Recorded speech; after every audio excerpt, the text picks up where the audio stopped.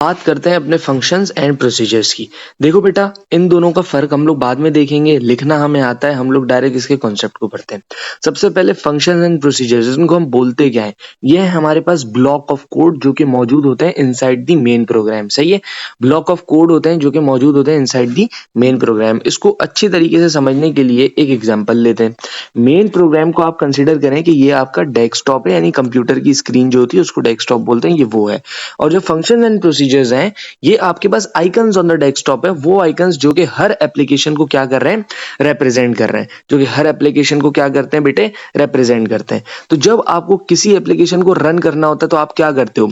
एक आइकन के ऊपर जाते हो, डबल क्लिक करते हो, वो एप्लीकेशन खुद ब खुद रन हो जाती है। सही है, इस डबल क्लिक करके रन करने को, एप्लीकेशन के रन करने को प्रोग्रामिंग में बोला जाता है कॉलिंग अ फंक्शन और अ प्रोसीजर।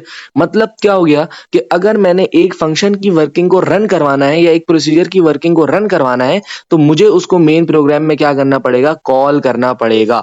अब ये कॉलिंग होती कैसे है, जरा इसको देख लो। कॉलिंग होती है बेटा जब आप किसी फंक्शन का नाम लिखते हैं, यानी ये वाला जो मेरे पास ऊपर फंक्शन बना है इसका नाम क्या है? ऐड है। यानी मैंने यहाँ पे लिखा ऐड, और इसको इसके पैरामीटर्स दे देते हैं। पैरामीटर्स क्या होता है? हमने पहले भी बात की थी, values required for a function to run. सही है, तो आपने इसको क्या दे दी? इसकी वैल्यूज दे दी। इसको 2 इंटीजर्स चाहिए, मैंने यहाँ पे 2 दिया, यहाँ पे 3 दिया। यानी जब मैं ये लिखूंगा तो ये जो ऊपर वाला कंप्लीट कोड है ये ऑटोमेटिकली क्या हो जाएगा? रन हो जाएगा। यहां पे लिखता हूं पी एड 2 3। तो अब कौन सा कोड रन होगा? अब मैं प्रोसीजर को बुला रहा हूं क्योंकि इस प्रोसीजर का नाम क्या है? P Ed. तो अब कौन सा कोड रन हो जाएगा मेरे भाई? ये वाला कोड रन हो जाएगा। अब आ जाओ इनसे डिफरेंसेस के ऊपर कि भाई डिफरेंस क्या होता है। अब बात समझना गौर से। मेन प्रोग्राम के अंदर जब भी मैं किसी फंक्शन को कॉल करता हूं तो फंक्शन एक ऐसा ब्लॉक ऑफ कोड है जो कि वैल्यू को रिटर्न करता है।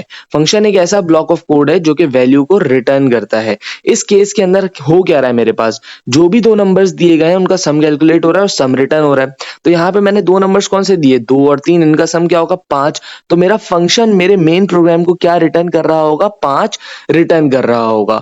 लेकिन प्रोसीजर कुछ रिटर्न नहीं करता। प्रोसीजर कुछ रिटर्न नहीं करता।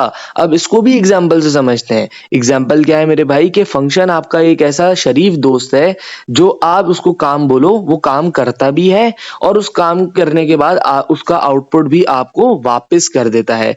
ठीक है, लेकिन प्रोसीजर आपका एक ऐसा दोस्त है जो कि काम तो पूरे करता है लेकिन आपको कुछ आउटपुट नहीं देता। ये आपका ना आईफोन वाला दोस्त है, यानी ये आपकी तस्वीरें लेगा, वीडियोस बनाएगा स्लो मोशन में, और जो जो आप इससे बोलोगे वो करेगा सब, लेकिन रिटर्न कुछ नहीं करेगा। आप इसको कॉलिंग करते जाओ। मैंने यहाँ पे लिखा पी एड, यानी प्रोसीजर को बुलाया मैंने, इसको कॉल किया, रिटर्न ये कद्दू कुछ नहीं करेगा मुझे। सही है भाई, काम ये पूरे करेगा, यानी ये पूरा कोड चलेगा तो ये रिटर्न नहीं करेगा।